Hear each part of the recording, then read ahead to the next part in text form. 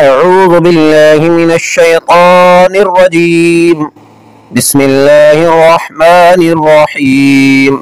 وقلنا يا آدم اسكن أنت وزوجك الجنة وكلا منها رغدا حيث شئتما ولا تقربا هذه الشجرة فتكونا من الظالمين فأضلهما الشيطان عنها فأخرجهما مما كانا فيه وقلنا اهبطوا بعضكم لبعض عدو ولكم في الأرض مستقر ومتاع إلى حين. ترجمہ کنز الایمان.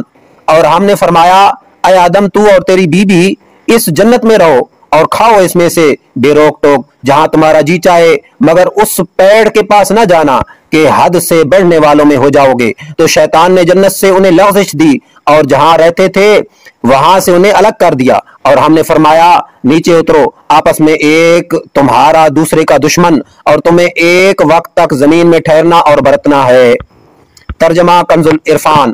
اور ہم نے فرمایا اے آدم تم اور تمہاری بیوی جنت میں رہو اور بغیر روک ٹوک کے جہاں تمہارا جی چاہے اس درخت کے قریب نہ جانا ورنہ حد سے بڑھنے والوں میں شامل ہو جاؤ گے. تو شیطان نے ان دونوں کو جنت سے لغزش دی، پس انہیں وہاں سے نکلوا دیا جہاں وہ رہتے تھے، اور ہم نے فرمایا تم نیچے اتر جاؤ، تم ایک دوسرے کے دشمن بنو گے اور تمہارے لیے ایک خاص وقت تک زمین میں ٹھکانا اور زندگی گزارنے کا سامان ہے. تفسیر صراط الجنان. یا آدم اسکن انت وزوجک الجنہ. اے آدم تم اور تمہاری بیوی جنت میں رہو. یہاں سے حضرت آدم علیہ السلام اور ابلیس کا واقعہ بیان کیا گیا ہے، اس کا خلاصہ درج ذیل ہے. حضرت آدم علیہ السلام اور ابلیس کے واقعے کا خلاصہ: حضرت آدم علیہ السلام کو سجدہ نہ کرنے کی وجہ سے شیطان مردود ہوا تھا، لہذا وہ حضرت آدم علیہ السلام کو نقصان پہنچانے کی طاق میں رہا. اللہ تعالیٰ نے حضرت آدم علیہ السلام اور حضرت حوا رضی اللہ تعالی عنہا سے فرمایا جنت میں رہو اور جہاں دل کرے بے روک ٹوک کھاؤ، البتہ اس درخت کے قریب نہ جانا.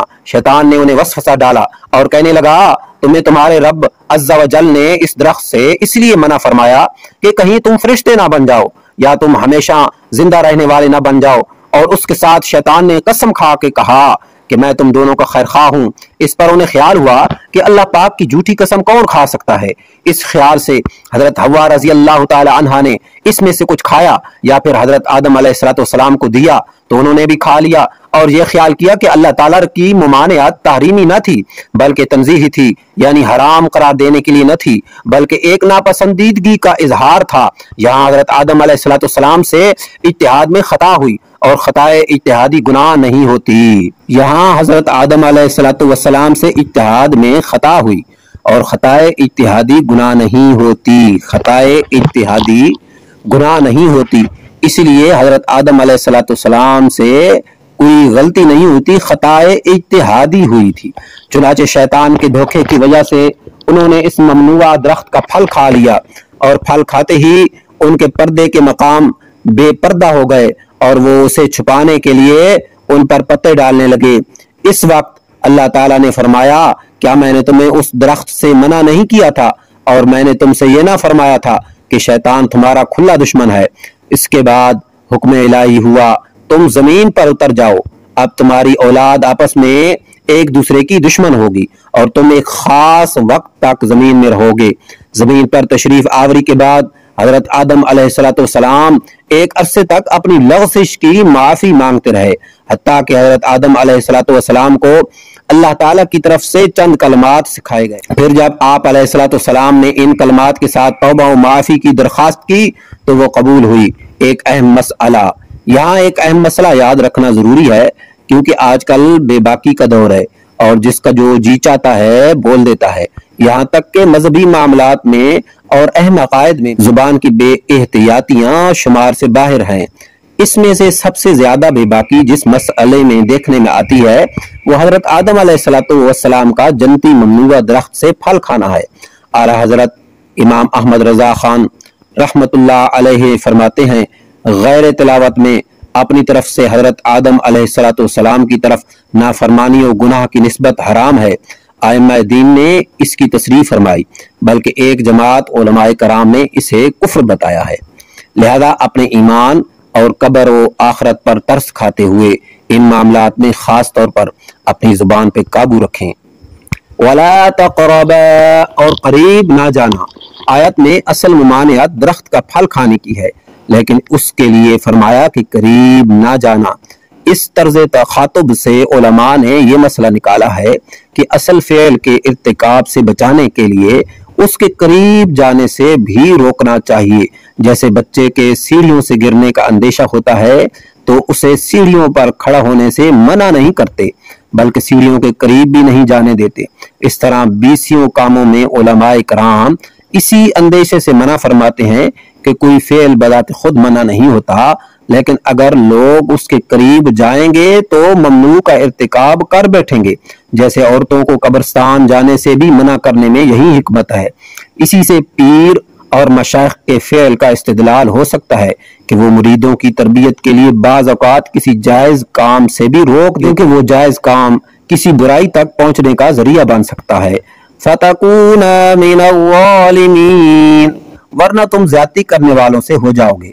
ظلم کا معنی ہے کسی شے کو اس کی اپنی جگہ کے علاوہ کسی اور جگہ رکھنا، اور یہاں آیت میں ظلم خلاف اولا کے معنی میں ہے۔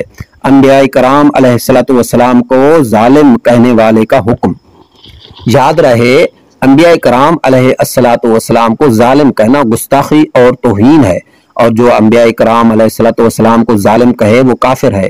اللہ تعالیٰ مالک اور مولا ہے، وہ اپنے مقبول بندوں کے بارے میں جو چاہے فرمائے، کسی دوسرے کی کیا مجال کہ وہ انبیاء کرام علیہ السلام سے متعلق کوئی خلاف ادب کلمہ زبان پر لائے اور اللہ تعالیٰ کے اس طرح کے خطابات کو اپنی جرت و بے باکی کی دلیل بنائے۔ اس بات کو یوں سمجھیں کہ بادشاہ کے ماں باپ بادشاہ کو ڈانٹیں اور یہ دیکھ کر شاہی محل کا ذمہ دار بھی بادشاہ کو انہی الفاظ میں ڈانٹنے لگے تو اس احمق کا کیا انجام ہوگا۔ ہمیں تو انبیاء کرام علیہ السلام اور محبوبان خدا کی تعظیم و توقیر اور ادب و اطاعت کا حکم دیا گیا ہے، اور ہم پر یہی لازم ہے۔ انبیاء کرام علیہ السلام کی عصمت کا بیان۔ یہ بھی یاد رہے کہ انبیاء کرام علیہ السلام معصوم ہوتے ہیں اور ان سے کوئی گناہ سرزد نہیں ہوتا۔ ان کے معصوم ہونے پر 20 دلائل ہیں، یہاں پر صرف 3 دلائل درج کیے جاتے ہیں۔ نمبر 1، انبیاء کرام علیہ السلام اللہ تعالیٰ کے چنے ہوئے اور مخلص بندے ہیں، جیسا کہ اللہ تعالیٰ نے حضرت ابراہیم، حضرت اسحاق اور حضرت یعقوب علیہ السلام کے بارے میں واضح طور پر ارشاد فرمایا، إِنَّا أَخْلَصْنَاهُمْ بِخَالِصَةٍ ذِكْرَ الدَّارِ، بے شک ہم نے انہیں ایک کھری بات سے چن لیا، وہ اس آخرت کے گھر کی یاد ہے۔ اور حضرت یوسف علیہ السلام کے بارے میں ارشاد فرمایا، إِنَّهُ مِنْ عِبَادِنَا الْمُخْلَصِينَ، بے شک وہ ہمارے چنے ہوئے بندوں میں سے ہے۔ اور جو اللہ تعالیٰ کے مخلص بندے ہیں شیطان انہیں گمراہ نہیں کر سکتا، جیسا کہ اس کا یہ اعتراف خود قرآن مجید میں موجود ہے۔ قَالَ فَبِعِزَّتِكَ لَأُغْوِيَنَّهُمْ أَجْمَعِينَ إِلَّا عِبَادَكَ مِنْهُمُ الْمُخْلَصِينَ، ترجمہ کنز العرفان۔ اس نے کہا کہ تیری عزت کی قسم، ضرور میں ان سب کو گمراہ کر دوں گا مگر جو ان میں تیرے چنے ہوئے بندے ہیں۔ اس سے معلوم ہوا کہ انبیاء کرام علیہ السلام پر شیطان کا داؤ نہیں چلتا کہ وہ ان سے گناہ یا کفر کرا دے۔ گناہ کرنے والا مذمت کیے جانے کے لائق ہے، جبکہ انبیاء کرام علیہ السلام کے بارے میں اللہ تعالیٰ نے مطلقاً ارشاد فرمایا، وَإِنَّهُمْ عِنْدَنَا لَمِنَ الْمُصْطَفَيْنَ الْأَخْيَارِ، اور بے شک وہ ہمارے نزدیک بہترین چنے ہوئے بندوں میں سے ہیں۔